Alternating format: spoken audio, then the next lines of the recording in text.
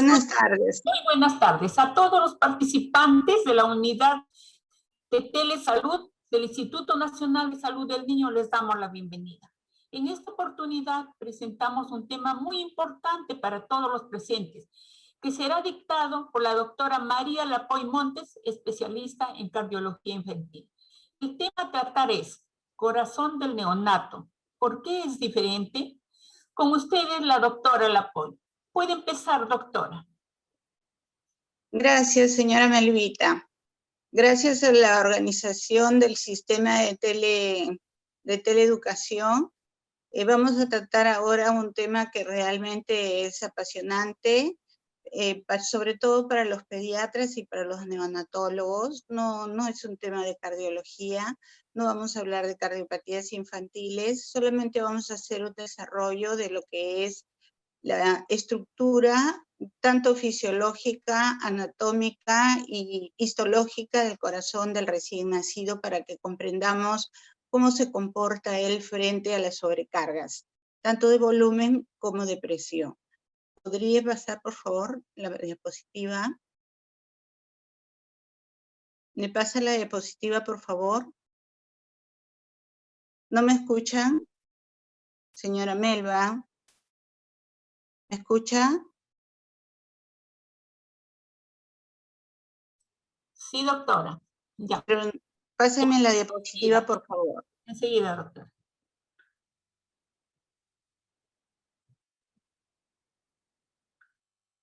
Parece que no funciona, no pasa. Por favor, un momentito. ¿Empezó? No está la diapositiva. Ya. Un momentito, doctora. Sí. Ya, Sí. empieza. ¿Podrían hacerla crecer, por favor? No está en presentación. La anterior.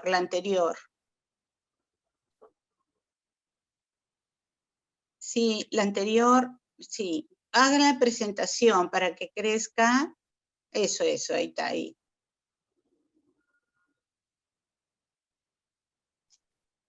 No crece.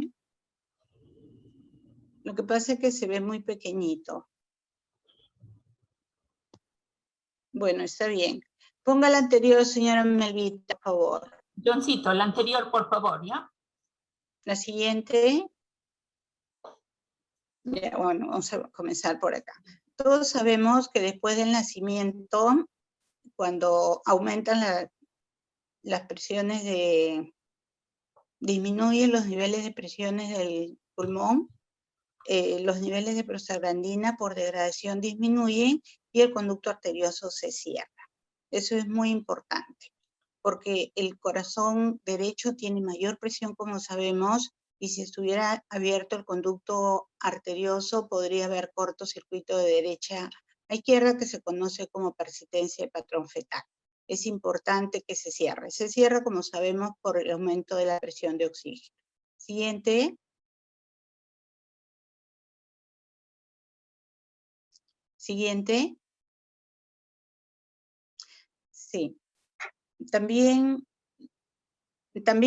sabemos que cuando se nace se cierra el foramen oval, haciendo que el lado derecho reciba todo el volumen y que cuando nace el niño aumenta la presión en el lado izquierdo y disminuye la presión en la aurícula derecha. Eso hace que se cierre el foramen oval y se independicen ambos sistemas, el sistema del lado derecho que va al pulmón y el lado izquierdo que va a toda la circulación sistémica. Siguiente.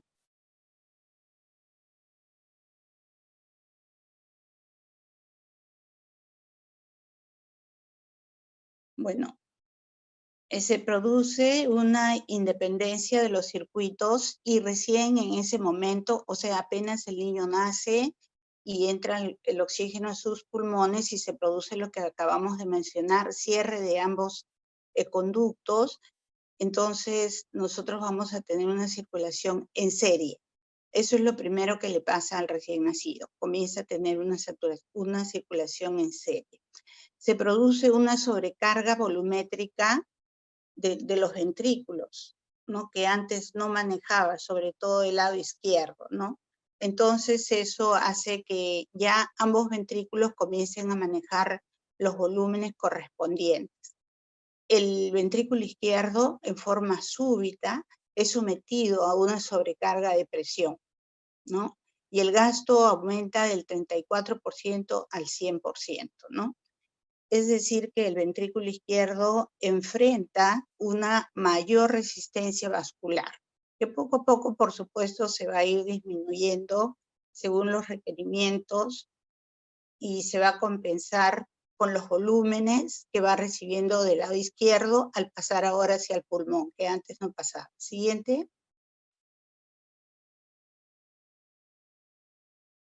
Sí, lo que pasa es que lo veo chiquitito acá. Bueno, en esta circulación transicional ocurren 3 actuaciones críticas, ¿no? Ya hemos dicho que entra sangre al pulmón aproximadamente 20 veces más que cuando estaba en su vida fetal.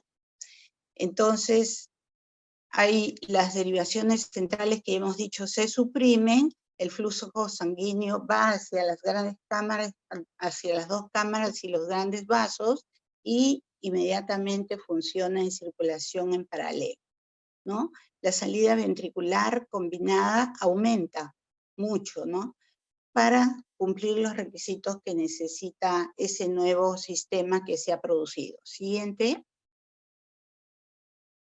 Eso se produce, por supuesto, en los primeros minutos del nacimiento. Cuando nosotros hablamos de corazón, nunca podemos hablar de corazón independiente. Siempre el sistema es corazón-pulmón.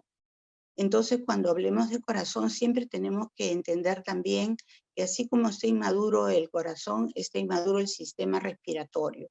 No solo los alveolos, que están en menor cantidad, ni tampoco los vasos. La unidad alveolo capilar está incompleta. Es más, el vaso está alejado en algunos casos de la pared del alveolo, y la membrana alveolo capilar es incompleta. Entonces el sistema respiratorio también funciona en inmadurez, con unas diferencias abismales. No es el tema de la reunión, nos han dicho que hablemos de corazón, pero de todas maneras tenemos que verlo en el contexto de su función. Las costillas tienen una forma diferente, la caja torácica es más redondeada, el diafragma está insertado de forma diferente también, tiene menos fibras musculares, ¿no? Y si es el niño pretérmino, esto es mucho más crítico. Entonces, la relación ventilación alveolar para su capacidad residual funcional es menor, por supuesto, y el hígado y el estómago, que son relativamente grandes en el recién nacido, producen también una compresión sobre el sistema ventilatorio, consiguiendo llevarlo al niño a una ventilación restrictiva, normal para él, ¿no? Pero todo esto dificulta los movimientos respiratorios y hace más difícil el trabajo corazón-pulmón. Siguiente, solo para tenerlo en cuenta como una referencia que no se puede dejar de lado. Miren, todos estos dibujitos bien complicaditos que estamos mirando son las características del miocardio y sus organelas, ¿no? Las organelas que todo el mundo conoce, que las vamos a revisar porque en el neonato todo es diferente. Acá solamente para tener un contexto de la cantidad de organelas que hay dentro de la célula. Estamos hablando de una célula y después estamos hablando del sarcómero que está ahí en la parte de arriba, a la derecha, donde está ya la miofibrilla que produce la contracción miocárdica para producir el músculo miocárdico, ¿no? Siguiente. Entonces, ¿cuáles son estas diferencias? Siguiente, por favor. Los miocitos van cambiando de tamaño. Esta diapositiva solamente es para que tengan en cuenta de que el embrión humano comienza a tener los elementos necesarios para contraerse y para tener algo rítmico 3 semanas después de la concepción. Entonces ya está teniendo unidades funcionales 3 semanas después de la concepción. Bueno, eso para los que hablan de las libertades que tanto nos preocupan. Un bebito está vivo desde que se concibe. Siguiente. Y está latiendo y está funcionando y se está produciendo todos estos fenómenos que ya son la vida misma, ¿no? Entonces, la estructura microscópica nos enseña de que normalmente, acá a la derecha, en este lado, estamos teniendo una célula de adulto, que es larga y que tiene bordes que sirven para unirse unos a otros, ¿no? Miofibrillas, y la célula es así. Entonces, las células neonatales no, las células neonatales son elipsoides, medias redondeadas. Esto hace que se limite que se junten entre ellas la interacción. Entonces los discos intercalares no se pueden unir, entonces eso dificulta la contracción. El sincicio funcional está formado por células que están ramificadas e interdigitadas, ¿no? Entonces esto en el niño recién nacido no ocurre. Todo esto incide, solamente este detalle, en la capacidad global de contracción, ¿no? Acá vemos la célula cómo se transforma y para eso tiene que haber madurez, ¿no? Siguiente, por favor. Siguiente diapositiva. Gracias. Esta es la estructura del citoesqueleto del miocardio en general, ¿no? Con todas esas microestructuras que estamos viendo ahí. Acá en la parte baja tenemos las proteínas, ahí tenemos todas las organelas, ¿no? Que inciden en todo esto. ¿Cómo está en el recién nacido, no? Este citoesqueleto proporciona un marco para que se transmita a través del miocardio la tensión necesaria para la contracción. Pero vamos a ver lo que pasa, ¿no? Las sarcómeras están organizadas en el adulto para que estén en toda la célula y en paquetes transversos. O sea, la recorre la célula a lo largo. Entonces esto genera que la célula funcione apropiadamente, ¿no?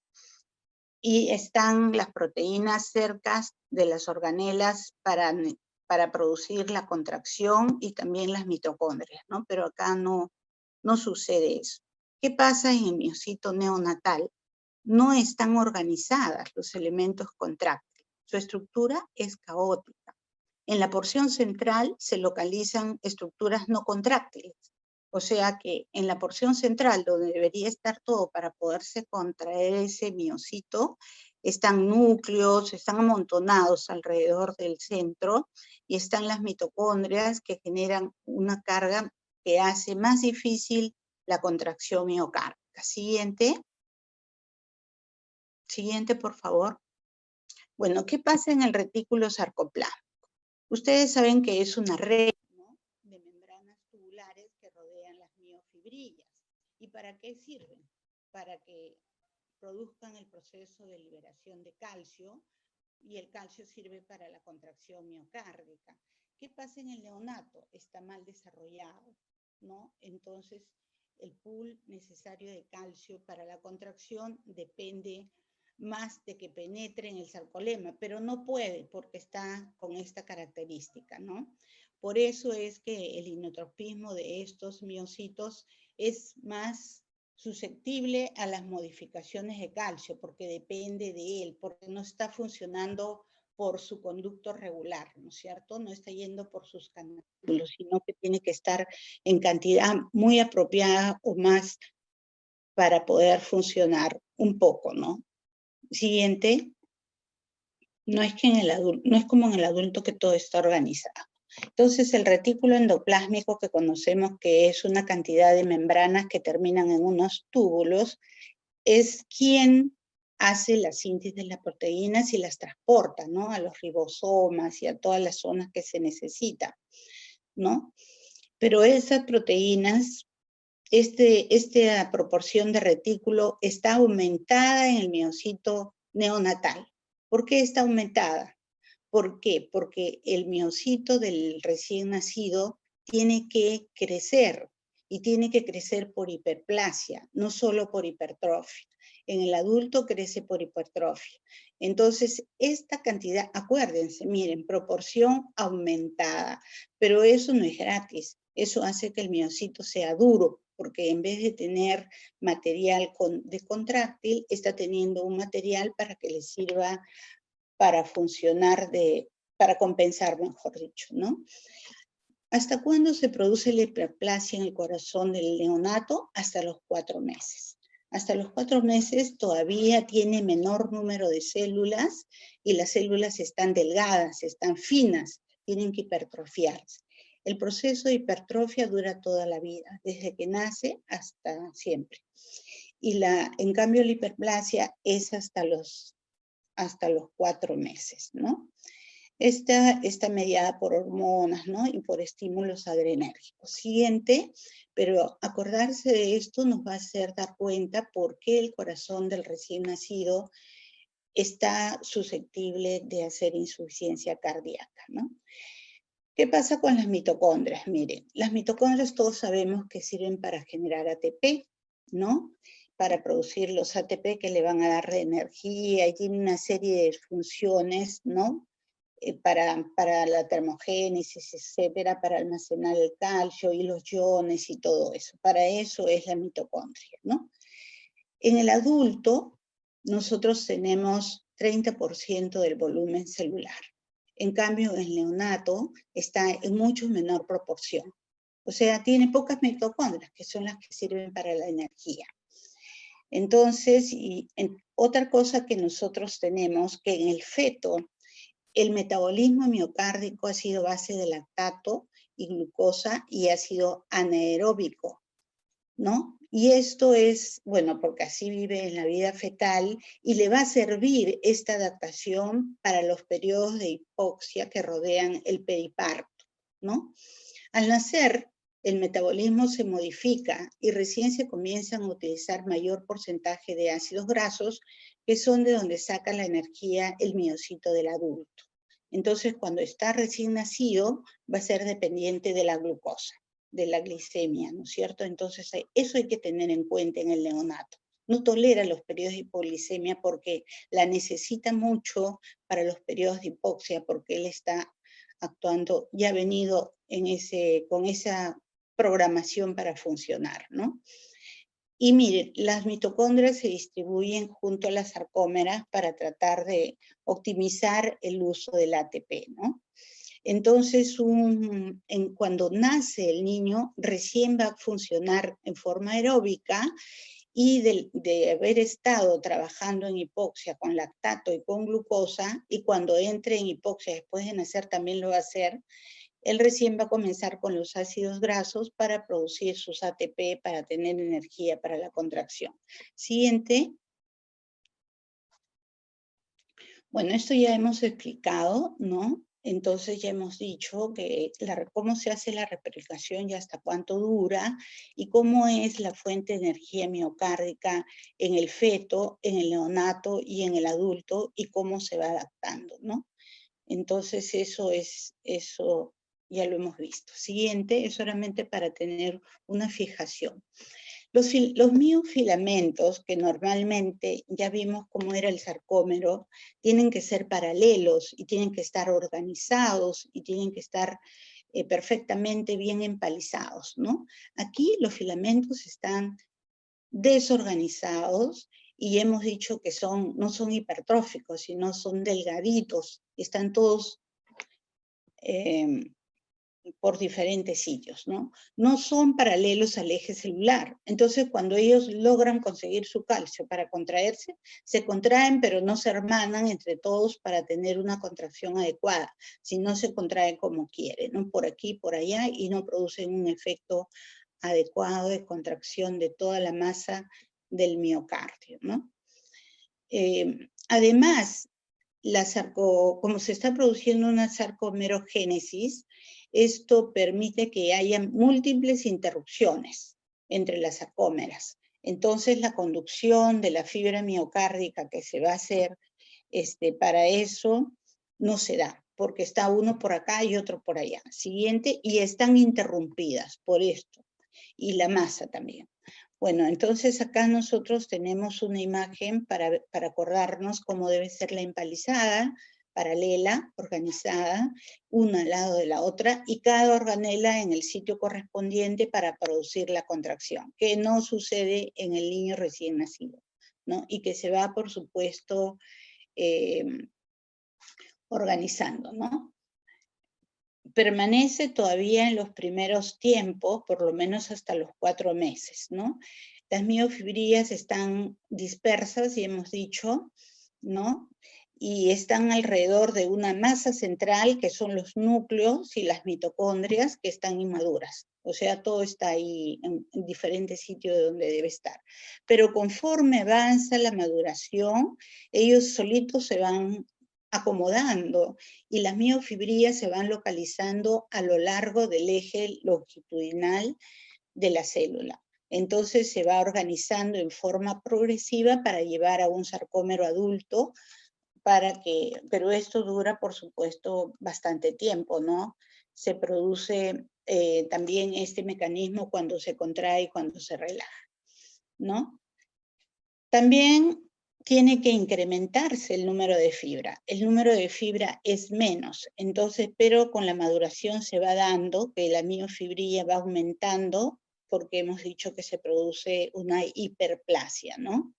Entonces, durante la maduración se produce este fenómeno, ¿no? Siguiente.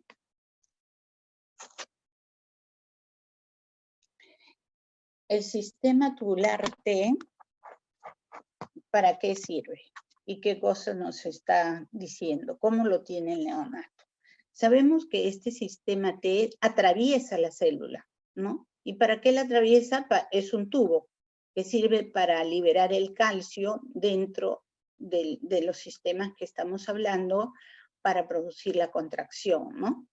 Permite la transmisión del potencial de acción a la dentro de la célula, ¿no es cierto? Y miren, ahí están las proteínas, que son las lactina, mioxina, que funcionan. Y el calcio se las tiene que llevar con este túbulo T.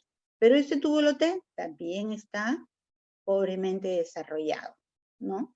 Pero como la célula es pequeña y tiene una superficie, se compensa medianamente. O sea, tiene un mecanismo compensatorio porque la célula es pequeñita. Siguiente. Pero están todas esas organelas desarrolladas. ¿Qué pasa con las proteínas? Las proteínas contráctiles que tiene el miocito normal. Tiene mayor cantidad de la proteína meromiocina, que es pesada, ¿no? ¿Para qué? Para que él, al ver que no tiene capacidad de contracción por las razones que hemos mencionado, esta proteína le ayuda a funcionar mejor con frecuencias más altas. Entonces el niño es capaz de tolerar frecuencias altas para compensar su gasto cardíaco, ¿no? Es adaptativo, pero al final no es tan ventajoso si es que lo usamos en forma exagerada para compensar. No puede compensar. Hace su taquicardia, pero se descompensa, no es tan ventajoso, porque la eficiencia energética que tiene es menor con este tipo de proteínas, ¿no? Entonces, eso tampoco no le conviene mucho, pero tiene como compensación. Siguiente. Siguiente. ¿Qué cosa es el sarcolema en general? Todos sabemos, ¿no? Esta es la región donde la célula tiene sus bombas de iones y canales intercambiadores que hacen posible la propagación del potencial de acción. El neonato tiene una respuesta adrenérgica diferente porque la distribución difiere del adulto, ¿no? Tiene los receptores A en gran cantidad, ¿no? Que son los que le van a ayudar a hipertrofiarse, ¿no? En cambio, en el miocito del adulto son escasas. O sea, esto de acá que tiene para compensarse solamente le sirve para ese momento, ¿no? Para esa actividad, pero lo mantiene rígido. Lo mantiene rígido porque tiene gran cantidad, ¿no? Y los receptores B, que son, también los tiene en menor cantidad, ¿no? Esto se debería a la mala inervación simpática del tejido, pero que va mejorando con la maduración, ¿no? Siguiente diapositivo. Siguiente, por favor. Gracias. Entonces dijimos de que el niño cuando está en la vida fetal en hipoxia está dependiendo del glicógeno porque es anaeróbico. Entonces, estas vesículas que todos los miocitos del adulto también tienen, pero estas la tienen gran cantidad para tolerar los periodos de isquemia, ¿no? Tanto estas vesículas como las mitocondrias y los núcleos que están depositados forman un tejido no contráctil y además rígido, ¿no? 70% tiene el neonato, mientras que el del adulto tiene 40%. Esto le resulta siendo, por supuesto, negativo para la capacidad contráctil del miocito y negativo para la disensibilidad ventricular, que es la diástole. Entonces, miren, con todas estas cosas que vamos mencionando, nos estamos dando cuenta de que no puede contraerse por todas las razones que ya dijimos, ¿no? Y además no puede relajarse para llenarse, o sea, está comprometida la sístole y la diástole. Y quizás sea malo que repita, que no estamos hablando de un corazón con patología cardíaca, estamos hablando de un neonato fisiológicamente todos. Por favor, la siguiente. Todos nacemos así. También la inervación es diferente, ¿no? El sistema parasimpático termina su desarrollo antes, porque él necesita que haya una bradicardia, porque él tiene una compensación con la frecuencia cardíaca, ¿no?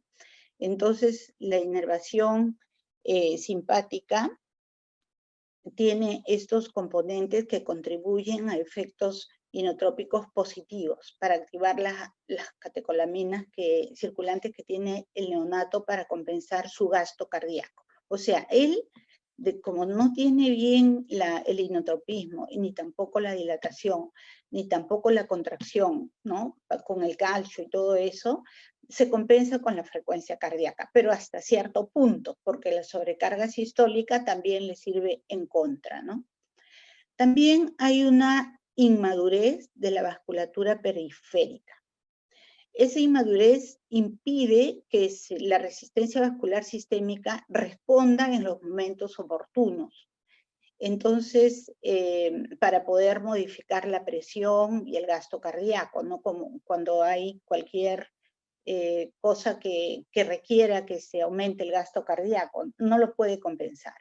Por eso que se conoce este fenómeno de Arlequín, se ve en el neonato este fenómeno de Arlequín, donde la mitad del cuerpo está roja y la mitad del cuerpo está pálida, ¿no?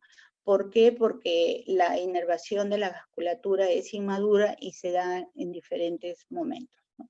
Siguiente, desde un lado o del otro. Eso se llama fenómeno de Arlequín en el neonato, que es por la inmadurez de la inervación simpática de la vasculatura. Entonces, todo esto nos lleva a saber de que el neonato no tiene reserva. O sea, él no puede recibir sobrecarga de volumen, ni sobrecarga de presión, porque está limitada. Su precarga está dependiente de lo que ha llegado hacia el pulmón cuando recién nace, ¿no? Y no puede soportar porque es un corazón duro. Entonces está la diastólica y la sistólica comprometida. Reserva totalmente limitada. Está casi al límite, ¿no? Esto hace que él no se pueda compensar ante situaciones que le van a llevar a algún evento que haga que no se pueda contraer adecuadamente, ¿no? Y solamente puede compensar la frecuencia cardíaca adecuadamente cuando él tiene una volemia normal. Entonces, pero tampoco no se le puede dar mucho volumen porque está por las razones mencionadas, ¿no? Siguiente. Siguiente, por favor. Bueno. En el neonato, si vemos también sus características electrofisiológicas, vamos a ver que su potencial de acción es menor. la despolarización depende de las corrientes de sodio y calcio lentas, ¿no? El voltaje de reposo también es menos negativo, ¿no? Pero conforme va madurando, él va consiguiendo mejorar el potencial de acción, mejorar las corrientes estas, etcétera, y mejorar su capacidad de conseguir ATP. ATPasa también es inmadura, ahora lo vamos a ver.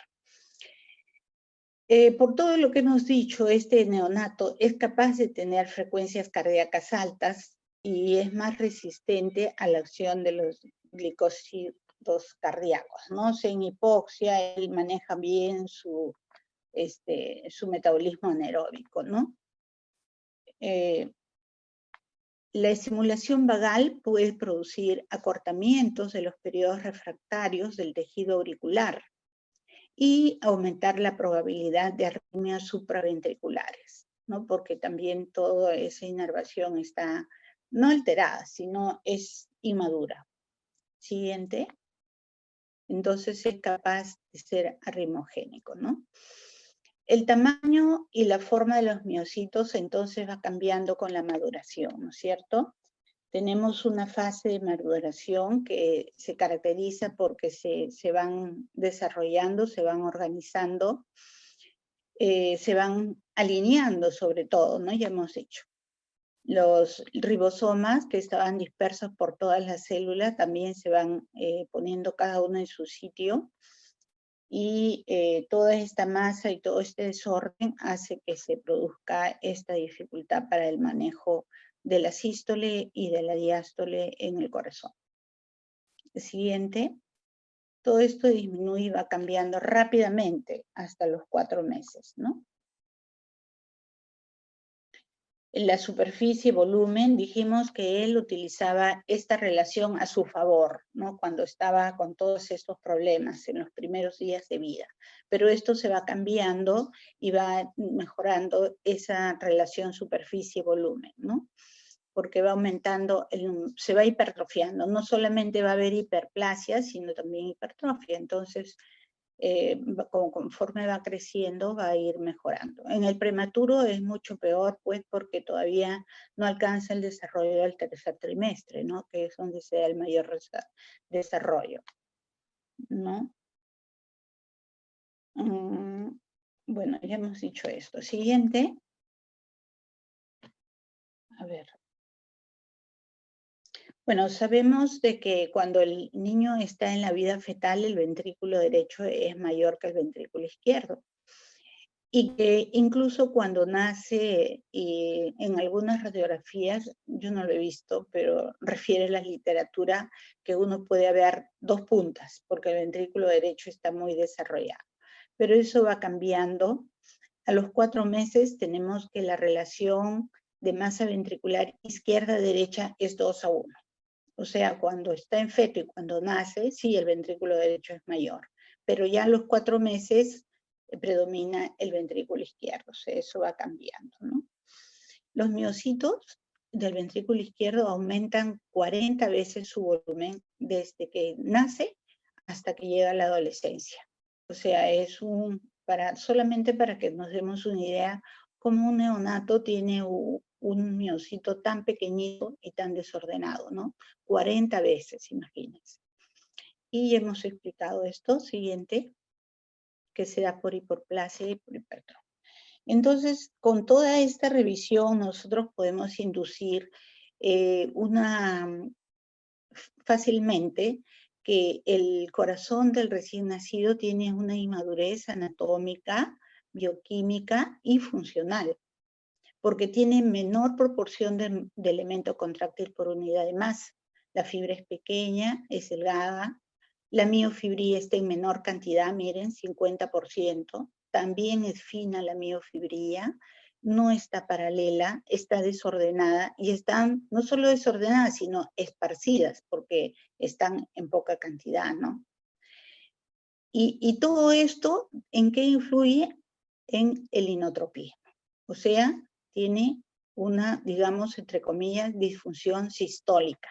Pero creo que no se le debe llamar disfunción porque es fisiológica para el recién nacido. Pero hay que tenerlo en cuenta para su manejo. también tiene una mayor proporción de elementos no contráctiles, ya lo explicamos eso bastante. Tiene ahí una masa que lo pone duro. Por eso que los pediatras y los alumnos de medicina saben muy bien que el corazón del recién nacido tiene 0.6 de relación en el tórax. Es grande, pero no funciona. ¿Por qué es grande? Porque tiene mucha masa, pero la masa no es ni contráctil ni capaz de relajarse. Está formado por glucógeno, por mitocondria, por núcleos, por mayor cantidad de retículos sarcoplasma, etcétera, y agua, ¿no? El retículo sarcoplásmico es inmaduro, los canales y bombas de transporte en el sarcolema también están en menor cantidad, y los depósitos de epinefrina también están en menor cantidad. Ya explicamos que el sistema adrenérgico es inmaduro. Y la miocina TPase, que es la enzima que sirve para la contracción miocárdica, para producirla, catalizar la energía, también la tenemos en menor actividad, ¿no?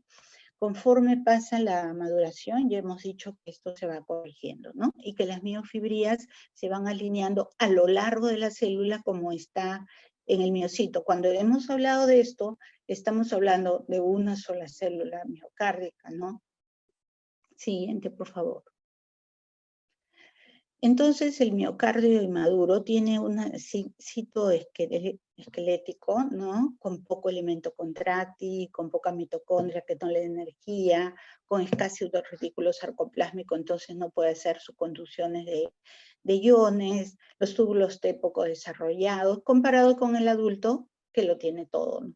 Todo al revés, por supuesto, todo para bien. Siguiente, pero lo va alcanzando rápidamente. Tenemos que tener en cuenta todas esas cosas para los medicamentos que nosotros vamos a utilizar con los niños y cómo lo vamos a manejar. Por eso que ustedes vieron que, claro, con estos problemas de la tecnología que hemos tenido, bueno, que yo he tenido, no les he podido decir que al principio puse la foto de una mamá que está dando de lactar a su bebé, que eso significa que está hecho, esa cantidad de leche que tiene la mamá en esos días, está hecho para ese corazón, como si fuera un rompecabezas. Y es la única solución, porque seguro que nosotros nos vamos a equivocar, le vamos a dar de más o de menos.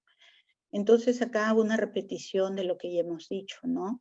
La contractilidad está limitada, depende de la frecuencia cardíaca, su reserva es poca, no tiene reserva, él apenas entra en hipoxia, apenas entra en falta de glucosa, apenas entra en falta de calcio, no tiene reserva, él va a claudicar, ¿no? El corazón. No tolera la poscarga que le ofrece el ventrículo izquierdo, la precarga está limitada, y otro dato importante es la interdependencia ventricular. Hay un tema que se llama crosstalk,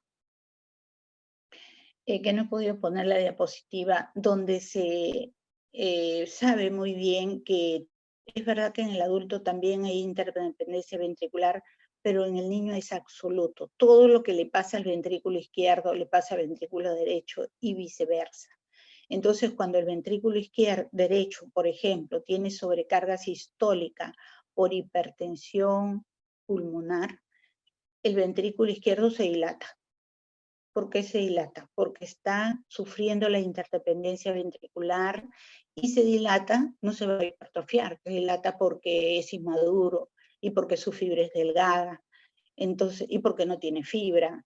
¿Y dónde está la sobrecarga? En el lado derecho. Eso se llama persistencia de patrón fetal, que lo lleva al niño a insuficiencia cardíaca, ¿no? El calcio también está con problemas para manejarse por este retículo sarcoplasma en el sarcolema que hemos hablado. Siguiente, por favor. Bueno, acá solamente para poner que cuando nosotros estamos frente a un recién nacido que tiene acidosis metabólica o respiratoria por cualquier causa, y ya sabemos que todo lo lleva a la acidosis al niño, ¿no? Un parto difícil, una infección grave, un mal manejo, etcétera, o incluso una dificultad para acomodarlo porque ya hemos visto que no tiene capacidad ventilatoria adecuada. Entonces, la acidosis, la hipoxia, produce vasoconstricción pulmonar. Y esa vasoconstricción pulmonar va a producir sobrecarga sistólica del ventrículo derecho. Pero hemos dicho que hay interdependencia ventricular, entonces él va a dilatar su ventrículo izquierdo, va a entrar en insuficiencia cardíaca, ¿no? Y tiene un efecto negativo en el miocardio, la acidosis, por supuesto, ¿no? Eso para todos.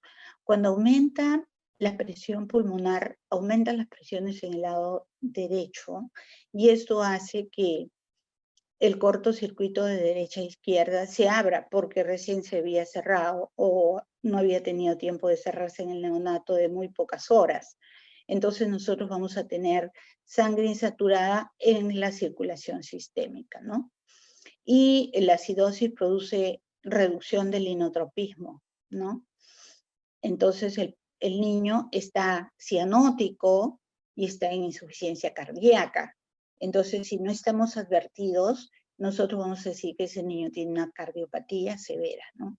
Le tomamos una radiografía, va a haber cardiomegalia, y el chico va a estar cianótico, desaturando, pero es por cualquier cosa que le haya producido hipoxia, ¿no? Y lo ha llevado a la acidosis y ha aumentado la resistencia vascular pulmonar, etc., ¿no? Entonces, los hidrogenones compiten con el calcio por la troponina y las catecolaminas por los receptores adrenérgicos. Entonces se da un círculo pues casi mortal para el bebé, la acidosis. Siguiente. Bueno, la reserva cardíaca, ya hemos dicho que está disminuida, ¿no? Y solamente tiene capacidad de aumentar su reserva con la frecuencia. Siguiente. Siguiente, por favor. Este es un cuadro que nos habla de los volúmenes, ¿no? De los volúmenes del gasto cardíaco. Cómo depende en el feto y en el recién nacido principalmente del volumen, de la precarga. Miren, en el tiempo en que esté en el feto nosotros tenemos 450, ¿no? ¿No? Esto muestra cómo evoluciona el gasto cardíaco después de que el niño nace, ¿no? De 450 mililitros que tiene por kilo por minuto, que es que tenía en la vida fetal, baja inmediatamente como a 300 hasta llegar a las 3 semanas. Baja a 300 mililitros por minuto. Pero fíjese que cuando ya está maduro, que será más o menos a los 6 meses de vida, él va a tener 70 mililitros por kilo por minuto, que es igual que el adulto. Entonces, cuando el niño está pequeñito, eso depende de su gasto cardíaco, pues está diferente que del adulto totalmente. No podemos comparar. Siguiente. Por eso que todos los conocimientos de los cardiólogos de adultos no encajan, siguiente por favor, en el manejo de un niño con un problema, ¿no? Siguiente, ¿me escuchan? ¿No me escuchan? Sí. ¿Aló? Gracias. Bueno, entonces, cuando el niño nace, está expuesto primero a que se abra el pulmón y todo ese volumen del ventrículo derecho vaya hacia el pulmón y aumente el volumen también en el ventrículo izquierdo para mejorar su gasto cardíaco, ¿no? ¿Y qué va a hacer el ventrículo izquierdo? Se va a tener que enfrentar a una sobrecarga sistólica que no conocía. O sea, por un lado recibe mayor volumen y con eso podría mejorar su gasto cardíaco. Pero por otro lado se enfrenta a una sobrecarga sistólica que lo hace difícil que lo controle adecuadamente. Tiene que ser todo perfecto para que funcione bien, ¿no? ¿Ven? La respuesta en la precarga es limitada por los aumentos de la poscarga que anula su beneficio. O sea, si nosotros queremos manejar a un bebito poniéndole mucho volumen, porque se nos está bajando la presión, nosotros vamos a encontrarnos con que él no lo puede manejar porque recién está aprendiendo su ventrículo a manejar la poscarga que le ofrece la presión sistémica que no la ha tenido durante la vida fetal, ¿no? Estamos hablando del bebito recién nacido, por supuesto, ¿no? El inotropismo, cuando él nace, ya lo está usando al máximo, él no tiene reserva. Entonces, si nosotros le metemos volumen, él va a tener ese problema, ¿no? Entonces ahí hay que estar en cuentas, sobre todo cuando tienen que dar anestesia o manejar niños en situación muy crítica, ¿no? La frecuencia cardíaca sí es el principal mecanismo de adaptación que tiene el neonato en condiciones normales. Siguiente. Pero también hemos dicho que es una dificultad. Entonces la conclusión es de que cuando el niño nace, el niño está en un límite, pero como decir, al borde del abismo.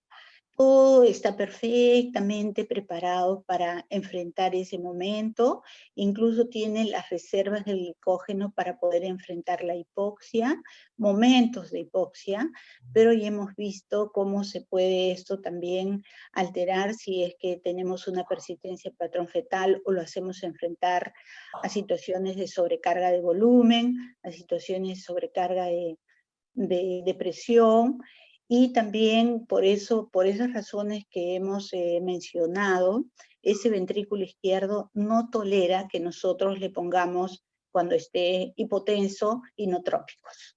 Los inotrópicos más bien son contraproducentes porque él ya está al límite del uso de su inotropismo, del inotropismo que tiene. Entonces lo único que conseguiríamos sería más apoptosis o daño de todas maneras, ¿no? Bueno, les agradezco y también para pedirles disculpas porque hemos tenido problemas técnicos como la señora Melvita me llamó como 2 horas antes y no tuve conexión con mi computadora, así que hemos estado ahí luchando. Y por eso es que algunas diapositivas que pensaba poner no las he podido incluir en el último momento. Gracias. Bien, doctora, muy buena y didáctica su exposición. La verdad ha sido tan clara que no tenemos preguntas. Por lo cual, sí, muy O si no, claro. quedaron dormidos, señora Melvita. No. Muy didáctica.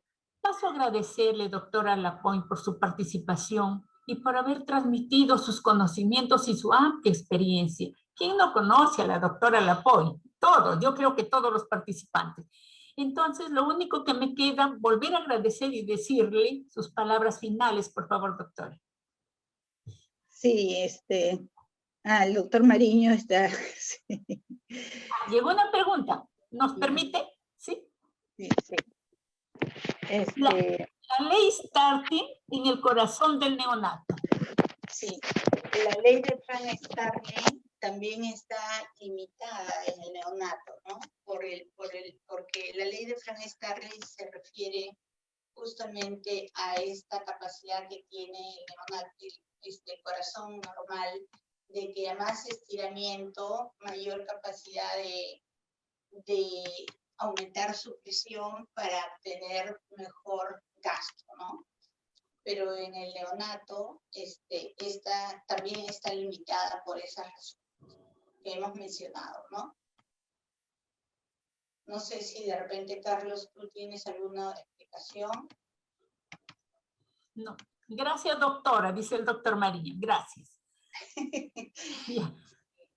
Sí, ahora sí, sus palabras finales, sí, doctora. para agradecer la invitación, agradecerle a usted, señora Melba, al señor Moscoso por su apoyo, y que es indispensable, sí, ahí veo una anotación que está haciendo el doctor Salinas, indispensable este conocimiento, no solamente para el postoperatorio, todos estos conocimientos desde hace bastantes años lo tenemos recopilado. Si ustedes ven la literatura que he puesto, viene desde 1960, vienen de una publicación de anestesiología para el manejo del neonato, no de cardiología. También, por supuesto, hay revisiones de cardiología, porque el anestesiólogo no puede tener a un paciente neonato si no tiene estos conocimientos, porque si le pone volumen ya sabemos lo que va a pasar, si le pone inotropos también, y que lo único que tiene que hacer es manejar un medio interno adecuado,